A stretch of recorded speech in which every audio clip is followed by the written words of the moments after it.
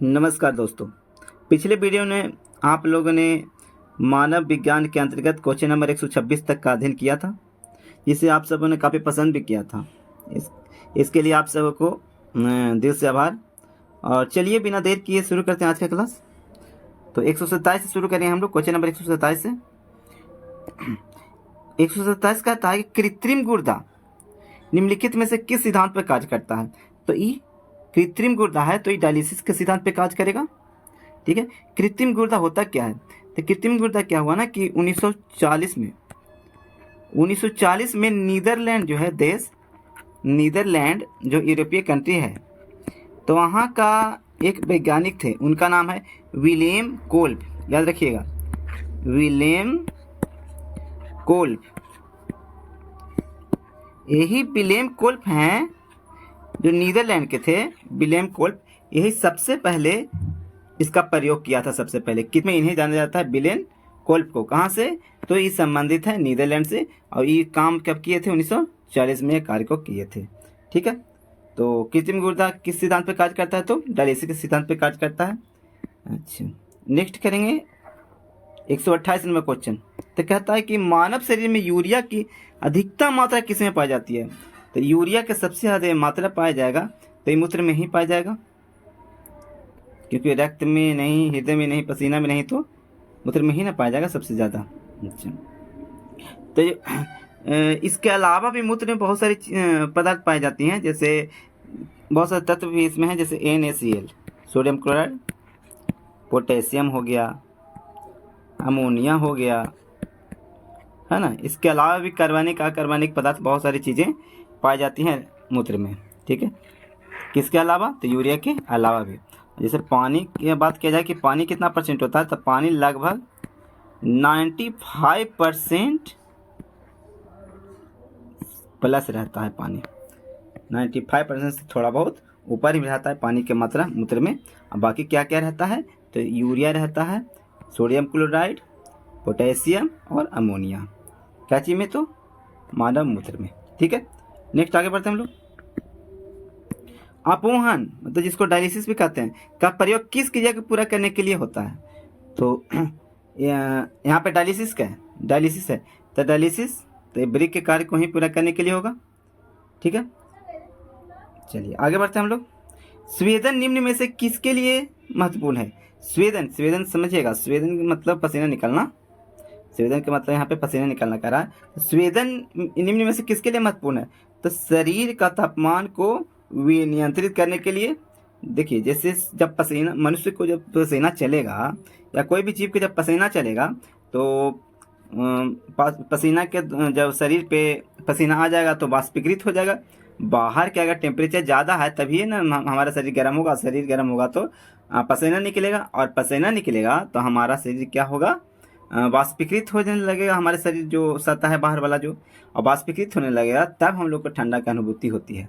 ठीक है, और हमारा जो शरीर है, जो वातावरण में जो तापमान है, वो दोनों का तापमान एक हो जाता है।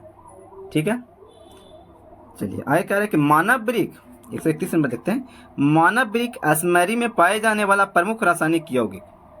ठीक है, यहाँ पे कह रहा है वृक्क असमरिक, मानव वृक्क असमरिक। तो वृक्क असमरिक ज़्यादा इसमें रॉकेट साइंस नहीं लगाइएगा। यहाँ भी किडनी जो होता है ना, किडनी का स्टोन, किडनी स्टोन, इसी को हिंदी नाम है ये, वृक्क असमरिक। तो वृक्क असमरिक जो है में पाए जाने वाला प्रमुख रासायनिक यौगिक, तो कैल्शियम ऑक्जेलेट का वो जो होता है ना पथरी, वो कैल्शियम ऑक्जेलेट का बना हुआ रहता है। जैसे वृक्क असमरिक के बारे में थोड़ा सा जानना है तो हम लोग थोड़ा डिटेल भी जान ही जाते हैं। चलिए बताते हैं वृक्क असमरिक के बारे में। कहाँ गया? हाँ, वृक्क असमरिक। तो ये वृक्क असमरिक जो होता है, जैसे गुर्दा या मूत्र नलिका जो होती है ना, उसमें से कहीं भी हो सकता है। जो स्टोन होता है, ये मानव में जो गुर्दा है या मूत्र नलिका है, दोनों में से कहीं भी हो सकता है। गुर्दा में एक समय से अधिक एक समय ना एक से अधिक पथरी भी रह सकता है। एक पथरी भी रह सकता है, चाहे एक से अधिक भी पथरी रह सकता है। अगर यह पथरी छोटा रहेगा तो मूत्र मार्ग द्वारा तो आसानी से निकल जाएगा, लेकिन अगर यह बड़ा रहेगा, जैसे 2 से 3 mm के अगर ये आकार का रहेगा तो मूत्र के बाहर आने से ही रोकेगा, मूत्र को भी रोकेगा बाहर आने से। और इस स्थिति में काफ़ी दर्द की अनुभूति होगी। जैसे क्या होता है ना कि मूत्र अंग या कमर या पेट इस में काफ़ी दर्द होगा, और दर्द होगा और यही चीज़ कहलाता है रीनल कोलिक। पूछे कि रीनल कोलिक से आप क्या समझते हैं, तो वही जब स्टोन का आकार अगर कुछ बड़ा हो जाए सामान्य से तो मूत्र को बाहर आने से रोकेगा, और यही शरीर में मतलब कमर में, पेट में या मूत्र मार्ग में दर्द की अनुभूति होती है, वही रीनल कोलिक कहलाता है। ठीक है। अच्छा, जैसे 30 से लेकर ना 60 वर्ष के व्यक्ति में ही अत्यधिक पाया जाता है। ठीक है। स्त्रियों की अपेक्षा पुरुष में सबसे ज़्यादा, पुरुष में 4 गुना ज़्यादा, स्त्री की अपेक्षा पुरुष में सबसे ज़्यादा तो 4 गुना अधिक स्टोन हो सकता है। तो सबसे स्त्रियों में काफ़ी कम पाया जाता है, लेकिन स्त्रियों की अपेक्षा 4 गुना ज़्यादा पुरुषों में हो सकता है क्या, स्टोन की बीमारी। इसके लिए क्या होना चाहिए, तो पानी खूब पीजिए, पानी जम के पीजिए, आपको रिलीफ मिलेगा। रिलीफ क्या मिलेगा कि मतलब बच भी सकते हैं इससे, मैंने हो भी नहीं सकता, पथरी की समस्या होगा ही नहीं अगर पानी खूब पीजिएगा तो। जैसे डायबिटीज पेशेंट वगैरह होते हैं ना, उनको भी गुर्दे की समस्या काफ़ी होती है, क्योंकि अगर ब्लड प्रेशर के रोगी अगर दवा रोज़ खाएगा तो उससे भी गुर्दा खराब होने की संभावना ज़्यादा रहती है, आप लोग जानते हैं। तो चलिए काफ़ी हो गया इसमें, आगे हम लोग बढ़ते हैं। अब हेनले का लूप का कर संबंधित है। ठीक है। तो हेनले का लूप ये हो जाएगा जाके उत्सर्जी, अरे भाई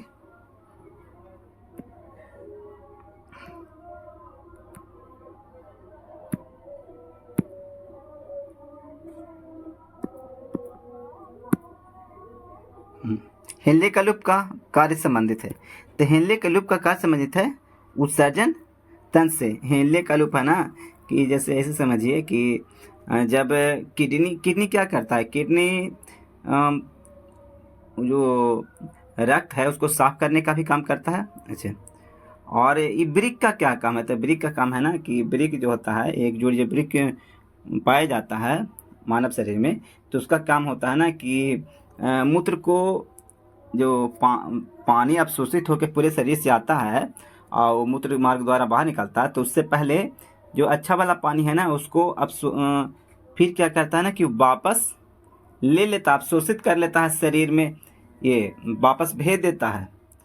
गुर्दा का ये भी काम है, वापस शरीर में भेज देना, बाहर कैल्शियम क्लोराइड NaCl जो है NaCl और उसको मिला के और बाहर निकाल देना होता है। कुछ NaCl अपने पास रख लेता है और कुछ पानी के द्वारा बाहर निकाल देता है। इसके साथ जो भी यूरिया वगैरह जो टॉयलेट में भी बताएं वो सब भी बाहर निकल जाता है। ठीक है। यानी हेनले का लूप कार्य करता है कुछ पे, तो उत्सर्जन तंत्र के रूप में। ठीक है ना। चलिए आगे कहता है निषेचन की क्रिया कहाँ होती है, तो निषेचन की क्रिया तो कहाँ गया, अंडवाहिनी में ही होगा।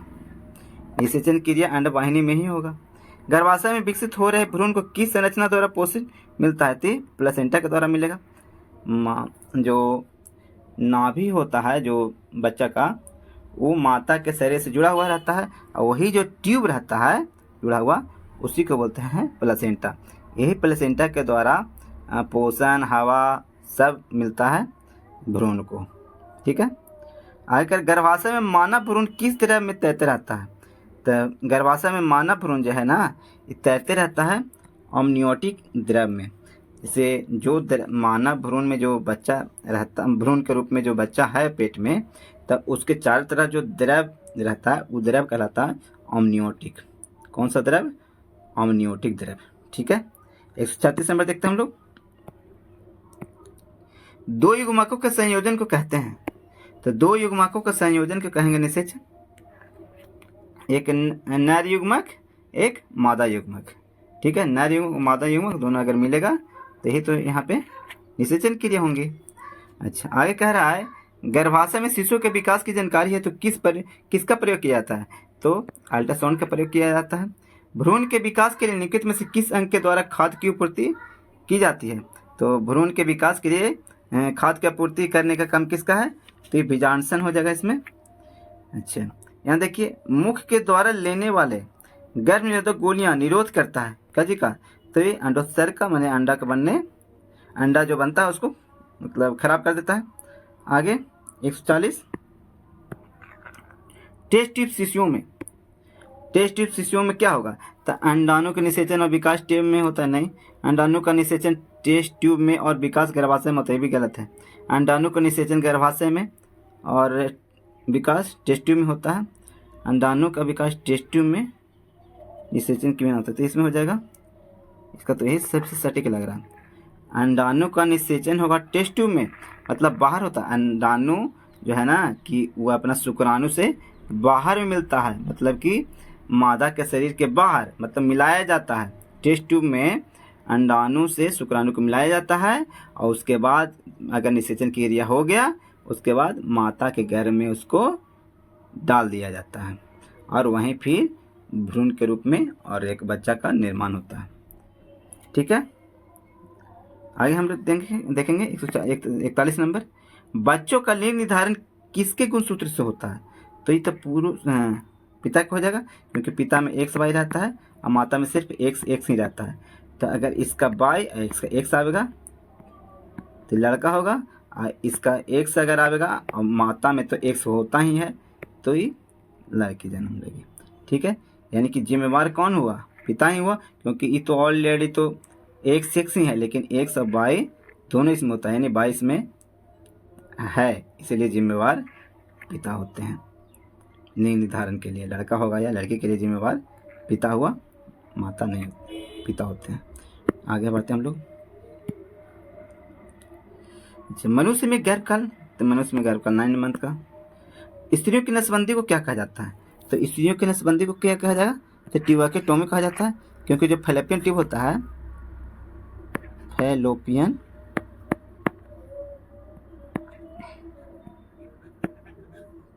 ट्यूब, जो फैलोपियन ट्यूब होता है इसी को क्या करता है, जैसे मान लीजिए कि फैलोपियन ट्यूब ना लिखा है, यहाँ पे फैलोपियन ट्यूब है, इसी को पीछे से काट दिया गया, अब इसे काट के इधर एक गांठ बना दिया गया, इधर एक गांठ बना दिया गया, तो इधर से अंडाणु बाहर निकल नहीं निकल पाया, तो यही फिर नसबंदी कहलाया। महिलाओं में नसबंदी, यानी महिलाओं में नसबंदी होता है उसको ट्यूबरक्लोटोमी कहते हैं, क्योंकि फैलोपियन ट्यूब को काट कैसे किया गया है, इसलिए ट्यूबरक्लोटोमी नाम पड़ा है। अगर पुरुष में होता तब पुरुष में होता है जो नली, उसको बोलते हैं वास डिफरेंस, और वास डिफरेंस होता है। इसको काट के अगर यही क्रिया सब किया जाए, इधर बांध दिया जाए, इधर बांध दिया जाए, तो इसको कहेंगे वैसेक्टोमी। वैसेक्टोमी पुरुष वाला के बोलेंगे वैसेक्टोमी, क्यों, क्योंकि वास डिफरेंस में ऐसा किया जा रहा है इसलिए वैसेक्टोमी, ऐसा फैलोपियन ट्यूब में से किया जा रहा है महिलाओं में, इसलिए ट्यूबरक्लोटोमी। ठीक है, 144 नंबर देखेंगे हम लोग।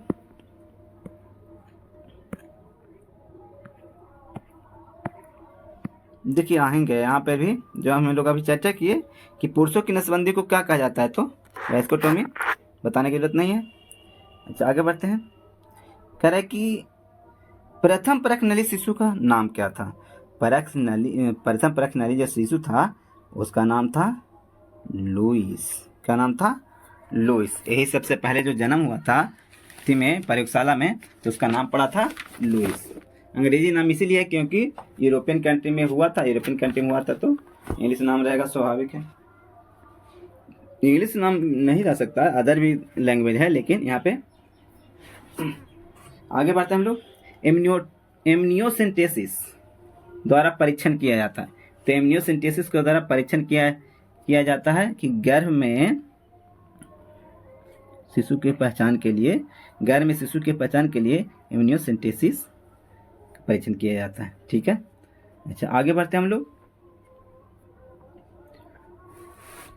कहाँ गया, 147 नंबर है कि निम्नलिखित में से मनुष्य के शरीर में पाई जाने वाली कौन सी ग्रंथि वाहिनी विहीन है, मतलब इसमें वाहिनियां नहीं पाई जाती, तो ये अंतःस्रावी ग्रंथि है ना, उसमें वाहिनी मतलब वही नली वगैरह ऐसे नहीं पाया जाता, क्योंकि ये अंतःस्रावी ग्रंथियां हैं, इसीलिए नहीं पाया जाता। वो अंतःस्रावी ग्रंथियां है ना, जैसे हाइपोथैलेमस, पिट्यूटरी, एजिब्रिक, थायराइड, ये सब अंतःस्रावी ग्रंथि के अंतर्गत आता है। ठीक है, अगर बोले कि सबसे सबसे छोटी बोले कि अंतःस्रावी ग्रंथि, सबसे छोटी तो ये होता है पिट्यूटरी। पिट्यूटरी ग्रंथि होती है सबसे छोटी अंतःस्रावी ग्रंथि, पिट्यूटरी होती है। इस कहाँ होता है? मस्तिष्क में होता है। कहाँ? मस्तिष्क में। और सबसे बड़ा बोले तो, सबसे बड़ा अगर अंतःस्रावी ग्रंथि बोले ना तो लीवर होता है। क्या? लीवर। सबसे बड़ा अंतःस्रावी ग्रंथि लीवर, और सबसे छोटा अंतःस्रावी ग्रंथि पिट्यूटरी ग्रंथि। ठीक है। अच्छा, और आगे ग्रंथि की बात ही किया जाए तो ये भी जान ही लीजिए कि पीयूष ग्रंथि है। कौन सा? पीयूष ग्रंथि। ये पीयूष ग्रंथि को कहा जाता है मास्टर ग्रंथि। क्या? मास्टर ग्रंथि। पीयूष ग्रंथि को कहा जाता है मास्टर ग्रंथि। ठीक है। 148 नंबर में आते हैं हम लोग। वाहिनी विहीन ग्रंथियों के श्रवण को कहते हैं। चलिए, वाहिनी विहीन ग्रंथियों के श्रवण को क्या कहेंगे? तो ये हार्मोन स्रावित करेगा, क्योंकि इसमें नली वगैरह नहीं है, इसलिए हार्मोन स्रावित ही करता है। इनमें से कौन अंतःस्रावी ग्रंथि नहीं है? तो अंतःस्रावी कौन नहीं है, यानी कि कौन बाह्यस्रावी है, इसका कहने का मतलब ये है तो ये जो यकृत है ये पूर्ण रूप से अंतःस्रावी, ये जो यकृत है ये अंतःस्रावी नहीं होता। क्या होता है? बाह्यस्रावी होता है। ठीक है, आगे बढ़ते हैं। अच्छा, आगे जैसे ये है ना, अंतःस्रावी बाह्यस्रावी दोनों होता है, इसीलिए पूर्ण रूप से इसको अंतःस्रावी नहीं कहेंगे। ठीक है ना। अच्छा, अंतःस्रावी ग्रंथि को अन्य किस नाम से जाना जाता है? अंतःस्रावी जो ग्रंथि है उसको वाहिनी विहीन ग्रंथि कहेंगे, क्योंकि वाहिनी इसमें होता ही नहीं है। निम्नलिखित में से कौन एक ग्रंथि नहीं है? तो ग्रंथि कौन नहीं है? तो जठर रस है जो ग्रंथि नहीं होता है। ठीक है। अच्छा, मानव शरीर के किस ग्रंथि को मास्टर ग्रंथि कहते हैं? अभी हम लोग चर्चा किए कि पीयूष ग्रंथि को मास्टर ग्रंथि कहते हैं। चलिए, 153 नंबर देखेंगे। मनुष्य का शरीर की सबसे छोटी ग्रंथि, सबसे छोटी कहता है तो सबसे छोटी ग्रंथि तो पिट्यूटरी हो जाएगा। अच्छा, मानव शरीर की सबसे महत्वपूर्ण ग्रंथि होता है जो पिट्यूटरी होता है। पिट्यूटरी ग्रंथि कहाँ होता है? तो मस्तिष्क में होता है। पिट्यूटरी ग्रंथि कहाँ होता है? मस्तिष्क में। ये पूरा शरीर को यही कंट्रोल करता है। गाय और भैंस के थनों को दूध उतारने के लिए किस हार्मोन की सुई लगाई जाती है? तो ऑक्सीटॉक्सिन की सुई लगाई जाती है। ऑक्सीटॉक्सिन की सुई लगाने से शरीर के जितने भी अंग हैं वो तुरंत मतलब दूध उतारता ही है, और शरीर के अन्य अंग बहुत तेजी से वृद्धि करने लगता है ऑक्सीटॉक्सिन से। ठीक है, 157 नंबर देखेंगे। थायराइड ग्रंथि से थायरॉक्सिन स्रावित करने के लिए उत्तेजित करने वाला अंतःस्रावी हार्मोन कौन है? तो ये तो हो जाएगा, ये TSH हो जाएगा। कह रहा थायराइड ग्रंथि से थायरॉक्सिन हार्मोन जब स्रावित होगा तो उसको उत्तेजित कौन करेगा? कौन सा हार्मोन? तो TSH जो अंतःस्रावी हार्मोन है यही उसको उत्तेजित करेगा थायरॉक्सिन हार्मोन निकालने के लिए। किसको? तो थायराइड ग्रंथि को। ठीक है। अच्छा, आगे देखिए 158 में वृद्धि हार्मोन कहाँ से स्रावित होता है? अभी हम लोग चर्चा किए थे, वृद्धि हार्मोन कहाँ से स्रावित होता है? पिट्यूटरी से। अच्छा, ऑक्सीटॉक्सिन हार्मोन स्रावित करने वाली ग्रंथि है तो वही देखिए वृद्धि हार्मोन पिट्यूटरी।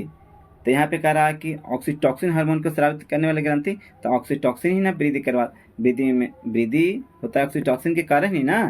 तो कौन चीज हो जाएगा? इधर पिट्यूटरी है तो इसका आंसर हो जाएगा यहाँ पे पीयूष, मतलब यही पिट्यूटरी। ठीक है। अच्छा, आगे देखिए पीयूष ग्रंथि के अत्यधिक हार्मोन स्राव से शरीर पे क्या प्रभाव पड़ेगा? तो ये असंतुलित वृद्धि करने लगा। ये अगर अत्यधिक मात्रा में अगर यह हार्मोन दिया जाए, पीयूष ग्रंथि से अगर हार्मोन अत्यधिक मात्रा में निकलने लगे तो शरीर असंतुलित वृद्धि करने लगेगा एकदम बहुत तेजी से। 168 देखिए, आयोडीन की कमी से होने वाले गलगंड में किस ग्रंथि की अपवृद्धि होती है? तो होती है थायराइड का। ठीक है, थायराइड का होगा। अच्छा, आगे देखिए 162 देखिए, तो कहता है कि 162 में कि निम्नलिखित में से किसकी कुसंक्रिया के कारण मानव शरीर में मिक्सिडीमा होता है? किसकी कुसंक्रिया, माने कुसंक्रिया मतलब अच्छा से क्रिया नहीं करेगा कोई अंग, ऐसा तो मानव शरीर में मिक्सिडीमिया होता है। तो क्या काम नहीं करेगा तो इसके कारण होता है मिक्सिडीमिया। तो ये अपटू ग्रंथि होती है, यही अपटू ग्रंथि। अपटू ग्रंथि वही थायराइड के बोल रहा है, थायराइड का हिंदी होता है थायराइड का हिंदी होता है ऑप्टो ग्रंथि। तो ये है जो सबसे बड़ा अंतःस्रावी, इसको बोल सकते हैं सबसे बड़ा अंतःस्रावी ग्रंथि, इसको बोल सकते हैं। अच्छा, सबसे बड़ा हो जाएगा। अच्छा, और लीवर या यकृत बोले थे ना, वो सबसे बड़ा ग्रंथि था। सबसे बड़ा ग्रंथि अगर बोलेगा तो लीवर या यकृत, लेकिन बोलेगा सबसे बड़ा अंतःस्रावी कहेगा तो हो जाएगा थायराइड। थायराइड वही गला के पास में रहता है ना, गला में पीछे की ओर रहता है थायराइड। और वही जो होता है कि थायराइड का काम अगर पूछे कि थायराइड का काम क्या रहता है थायराइड ग्रंथि का, तो आरबीसी बनाने में ही मदद करता है। दूध का स्राव जो महिलाओं में होता है जो बच्चा के जन्म के बाद, तो ये भी मदद करता है। यही थायराइड ग्रंथि ही इसको स्रावित करने में मदद करता है ना। ब्लड प्रेशर को, हार्ट को नियंत्रित करने का काम भी इसी का है, थायराइड का ही है। बहुत महत्वपूर्ण कार्य होता है इसका। ठीक है, कौन सा ग्रंथि? थायराइड ग्रंथि का। चलिए आगे हम लोग बढ़ते हैं, 163 देखते हैं। 163 क्वेश्चन कह रहा है कि निम्नलिखित में से किसको अंतःस्रावी तंत्र को पेस मेकर कहा जाता है? तो अंतःस्रावी तंत्र का पेस मेकर किसको बोलेंगे? तो ये बोलेंगे थायरॉक्सिन को। अच्छा, पीनियल ग्रंथि कहाँ स्थित होती है? तो पीनियल ग्रंथि मस्तिष्क में होती है। निम्नलिखित हार्मोन में से किसमें आयोडीन होता है? थायोडीन, यही थायरॉक्सिन होगा। निम्नलिखित में से कौन सा एक अंतःस्रावी ग्रंथि पीयूष ग्रंथि से स्वतंत्र कार्य करता है? तो स्वतंत्र कार्य यही करेगा पराबटू है ना, यही पैराथायराइड हुआ। आबटू को थायराइड बोलते हैं और पराबटू को पैराथायराइड बोलते हैं। पैराथायराइड होता है ना कि यही जो गला के पास आगे में 4 गो एकदम दाना की तरह रहेगा, 2 गो ऐसे समझिए। अगर यहाँ पे 4 गो दाना की तरह रहेगा, 4 गो, और ये 4 गो जो दाना की तरह रहेगा, यही क्या कहलाता है? इस चारों को दाना के जो समूह है ना, इसी ये होता है पीला या भूरा रंग के होता है, यही कहलाता है कुछ पैराथायराइड ग्रंथि, यही कहलाता है ना। तो पैराथायराइड ग्रंथि हो गया। पैराथायराइड के बारे में अगर थोड़ा सा जानना है तो देख लेते हैं। तो पैराथायराइड होता है जो कैल्शियम के अगर अधिकता या कमी हो गया शरीर में, तो इसको ये नियंत्रित करेगा। अधिक होगा फिर भी नियंत्रित करेगा, और कम होगा तभी भी नियंत्रित करेगा। कौन? पराबटू माने पैराथायराइड। जब रक्त में कैल्शियम अगर बढ़ जाए तो कैल्शियम को बढ़ जाए तो उसको नियंत्रित करेगा, कम जाए तभी वो नियंत्रित करेगा। यही पैराथायराइड सब नियंत्रित करता है। अगर पैराथायराइड क्या करता है, और भी इसका काम है कि जो हड्डी होता है ना, हड्डी से कैल्शियम को खींच के और फिर रक्त में भेजता है। कौन? पैराथायराइड, है ना। अब जैसे पेशाब में कैल्शियम और फास्फोरस बह जाएगा, लेकिन फिर भी बहने से रोक देता है। पैराथायराइड है जो पेशाब के द्वारा कैल्शियम और फास्फोरस न निकले, इसको भी देखता है ना। और अगर ये नियंत्रित हो गया अनियंत्रित, कौन? पैराबटू माने पैराथायराइड अगर अनियंत्रित हो गया, तभी ये पथरी भी हो जा सकता है इसके कारण। ठीक है, तो चलिए हम लोग बहुत सारा चीज़ जान लिया इसके बारे में, आगे बढ़ते हैं। 167 मनुष्य में सबसे बड़ी ग्रंथि। तो सबसे बड़ी ग्रंथि मनुष्य में तो यही हो गया यकृत। अंतःस्रावी बोलेगा तब क्या हो जाएगा? अंतःस्रावी सबसे बड़ा बोलेगा तो थायराइड हो जाएगा, लेकिन खाली बोलेगा कि कौन सा ग्रंथि सबसे बड़ा, तो यकृत। बाह्यस्रावी भी बोलेगा तो यही हो जाएगा। ठीक है, तो 168 हम लोग करते हैं। 168 कह रहा है निम्नलिखित में से कौन सी ग्रंथि आसुरु स्रावित करती है? तो आसुरु स्रावित कौन करेगी? तो लैक्रिमल ही करेगी। निम्नलिखित में से कौन सी ग्रंथि वृद्धावस्था में लुप्त हो जाती है? तो वृद्धावस्था में ये थाइमस होता है ना, थाइमस, यही लुप्त हो जाता है, थाइमस ग्रंथि। अच्छा, और टेम्परेचर को ही मेंटेन रखती है, शरीर में टेम्परेचर को थाइमस ग्रंथि ही मेंटेन रखती है, और वृद्धावस्था में लुप्त हो जाती है। मादा जनन हार्मोन है, तो मादा जनन हार्मोन कौन हो गया? तो एजेस्ट्रोन भी सही है, प्रोजेस्टेरोन भी सही है, रिलैक्सिन भी सही। ये तीनों है जो मादा जनन हार्मोन है, तो यही हो जाएगा आंसर उपयुक्त सभी। नर लैंगिक हार्मोन, नर लैंगिक हार्मोन तो एड्रेनलिन नहीं हो गया, प्रोजेस्टेरोन तो नहीं है, यानी टेस्टोस्टेरोन। टेस्टोस्टेरोन हो गया जो नर लैंगिक हार्मोन है। निम्नलिखित में से कौन एक स्त्रीलिंग हार्मोन है ना, यानी मादा वाला हार्मोन है? तो ये एस्ट्रोजन हो जाएगा। आगे 173 नंबर क्वेश्चन देखेंगे हम लोग। एस्ट्रोजन का स्राव होता है कहाँ? ठीक है, तो एस्ट्रोजन के स्राव होगा ग्रैफियन पुटिकाओं द्वारा। ठीक है, एस्ट्रोजन जो हार्मोन होता है उसका स्राव होता है ग्रैफियन पुटिकाओं द्वारा। ठीक है ना। अच्छा, आगे क्या रहा है? कौन सा हार्मोन लड़ो उड़ो हार्मोन है? तो एड्रीनलिन जो होता है यही लड़ो उड़ो हार्मोन कहलाता है, एड्रीनलिन। ठीक है, रक्त दाब को नियंत्रित कौन करता है? तो रक्त दाब जो ब्लड जो प्रेशर होता है ब्लड का उसको नियंत्रित अधिवृक्क करता है। ठीक है, जीवन रक्षक हार्मोन किस ग्रंथि से स्रावित होता है? तो ये एड्रीनल से होगा। जीवन रक्षक हार्मोन जो होता है ये एड्रीनल ग्रंथि से स्रावित होता है। आगे कहता है कि मानव शरीर की कौन सी ग्रंथि एक साथ अंतःस्रावी तथा बाह्य स्रावी दोनों तरह कार्य करता है? अंतःस्रावी दोनों स्रावी अभी कौन काम करेगा? तो ये अग्न्याशय से काम करेगा भाई।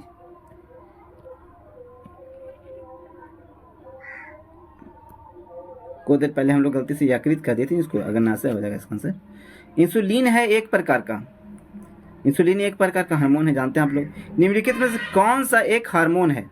तो इसमें देखेंगे तो आरएनए हार्मोन नहीं है, इन्वर्टेज भी नहीं है। हाँ, इंसुलिन तो हार्मोन है ही, इसको कार्बिक एसिड अलग हो गया। निम्नलिखित में से किस कोशिका से इंसुलिन स्रावित होता है? तो इंसुलिन स्रावित कहाँ से होता है? तो याद रखिएगा, इंसुलिन जब भी स्रावित होता है तो बीटा कोशिका से होता है। अच्छा, आगे देखते हैं 181 नंबर। कौन सी ग्रंथि इंसुलिन निस्सारण के लिए उत्तरदायी है? इंसुलिन निस्सारण के लिए अग्न्याशय उत्तरदायी होता है। इंसुलिन की खोज किसने किया था? ठीक किया था बैटिंग एवं बेस्ट ने किया था। इंसुलिन की खोज बैटिंग एवं बेस्ट ने किया था। चलिए 183 देखते हैं हम लोग। लैंगरहैंस की दीपिकाएं जो इंसुलिन का स्राव करते हैं स्थित होते हैं कहाँ? तो लैंगरहैंस की दीपिकाएं जो इंसुलिन का स्राव करेंगे वो अवस्थित होती है यहीं अग्न्याशय में। ठीक है। अच्छा, मानव के शरीर में पेशियों की कुल संख्या कितना होता है? पेशी कह रहा है तो पेशियों की कुल संख्या होता है 639। ठीक है, मतलब मांसपेशियां 639 लगभग में। कह रहा मनुष्य के शरीर की सर्वाधिक शक्तिशाली पेशी कौन सा है? सर्वाधिक शक्तिशाली पेशी जो होता है वो जबड़ा वाला होता है। मानव का जो जबड़ा होता है वो सबसे शक्तिशाली पेशी होता है। निम्नलिखित में से किसकी पेशियों में स्वस्पंदन का गुण पाया जाता है? स्वस्पंदन, खुद स्पंदन का गुण पाया जाता है किस में? तो ये हृदय वाला, मतलब रिपेयर बहुत जल्दी होता है। हृदय वाला जो पेशी होता है जल्दी रिपेयर होता है। ठीक है, शरीर में सबसे ज़्यादा, मतलब कि इसका मतलब यह हुआ कि कोशिका विभाजन सबसे अच्छा होता है कहाँ? हृदय में। तो रिपेयर, जो भी अंग रिपेयर जल्दी होगा यानी वहाँ पे कोशिका विभाजन जल्दी हो रहा है तभी रिपेयर हो रहा है। जैसे मस्तिष्क में कोशिका विभाजन नहीं होता है, मैंने बहुत कम होता है, इसलिए मस्तिष्क में अगर एक बार चोट लग जाएगा या कोई मतलब इंसर्ट हो जाए तो जल्दी ठीक नहीं होता है या ना भी हो सकता है। ठीक है, लेकिन हृदय तुरंत रिपेयर खुद को कर लेता है। किस अम्ल के मांसपेशियों में जमा होने के कारण मनुष्य को थकान महसूस होता है? तो लैक्टिक अम्ल अगर मांसपेशी में जमा हो गया तो आपको थकान महसूस होगा। ठीक है। अच्छा, 88 नंबर देखेंगे हम लोग। 88 नंबर कहता है मानव शरीर के निम्नलिखित अंगों में से कौन अंगों में से कर्निया किसका भाग है? तो आप लोग जानते हैं कर्निया आंख का भाग है। नेत्रदान में आंख का कौन सा भाग प्रयुक्त होता है? तो वही कर्निया। नेत्र दान अगर करते हैं ना तो कर्निया को ही दान किया जाता है, नेत्र का भाग कर्निया को दान किया जाता है। अच्छा, नेत्र में प्रवेश करने वाले प्रकाश की मात्रा को नियंत्रण किस अंग द्वारा किया जाता है? तो आइरिस के द्वारा किया जाता है। प्रकाश की मात्रा को नियंत्रित आइरिस करता है। ठीक है, आंख के किस भाग पर वस्तु का प्रतिबिंब बनता है? ठीक है, किस पे? रेटिना पे। रेटिना पे वस्तु का प्रतिबिंब बनेगा। मानव नेत्र में उपस्थित रेटिना में रंगों में विभेद के लिए उपस्थित होते हैं। क्या होते हैं? तो ये कौन से होते हैं यही रंग में विभेद करते हैं। मानव नेत्र में कौन सा रंग, मतलब कि डिफरेंट रंग को पहचानने का कौन सा करता है। ठीक है, आइरिस का क्या काम है भाई? तो आइरिस का काम है वही प्रकाश की मात्रा को नियंत्रित करना। ठीक है, तो इसका आंसर हो जाएगा कितना, अगर इसका आंसर हो जाएगा पुतली के आकार को नियंत्रित करना है, इसका आंसर हो जाएगा। त्वचा का रंग किसके कारण होता है, तो मेलानिन के कारण। त्वचा कैसा होगा, सफेद गोर होगा, काला होगा, क्या होगा, तो मेलानिन ही पर ही डिपेंड करेगा। मनुष्य में त्वचा किस स्थान पर सबसे अधिक मोटी होती है, तलवे में, पैर के एकदम सबसे निचला जो होता है तलवा, वहाँ का त्वचा सबसे मोटा होगा। 196 नंबर देखिए। अच्छा, मानव शरीर का सबसे बड़ा अंग, सबसे बड़ा अंग कह रहा है, तो सबसे बड़ा अंग की बात किया जाए तो जो चमड़ा होता है माने स्किन, सबसे बड़ा तो वही हुआ पूरा में, एकदम पूरा शरीर में, ठीक है। मानव त्वचा का रंग देने वाला वर्णक तो यही मेलानिन, जो अभी हम लोग चर्चा किए। त्वचा की ऊपरी सतह क्या कहलाती है, सबसे ऊपरी सतह एपिडर्मिस कहलाएगी।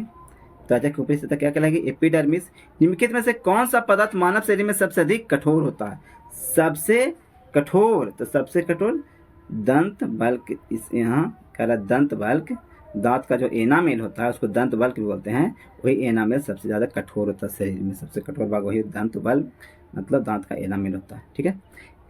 आज का लास्ट क्वेश्चन, नहीं 204 तक हम लोग कर लेते हैं, 205 से कल से करेंगे। तो कह रहा है कशेरुक जंतु के शरीर का सर्वाधिक कठोर भाग, कशेरुक जंतु जो होता है उसका शरीर का सबसे कठोर भाग क्या होगा, तो उसका सबसे कठोर तो यही इनामेल होगा। हम लोग कैसे कशेरुक प्राणी ही है ना, तो यहाँ पे इनामेल हो जाएगा। अच्छा, मानव शरीर का कौन सा अंग पुनरुद्भवन को प्रदर्शित करता है, तो पुनरुद्भवन को कौन प्रदर्शित करेगा, तो यकृत ही करेगा, तो वही पुनः एकदम रिपेयर हो जाता है अपने खुदे। मानव शरीर का कौन सा अंग प्रत्यारोपित नहीं किया जा सकता, कौन सा अंग को प्रत्यारोपित नहीं किया जा सकता, तो यही है जो मस्तिष्क है उसको प्रत्यारोपित नहीं किया जा सकता। इसको बताने का कोशिश भी करेगा तो वहाँ पे वो सेट ही नहीं होगा, क्योंकि कोश का विभाजन मंद गति से वहाँ पे होता है।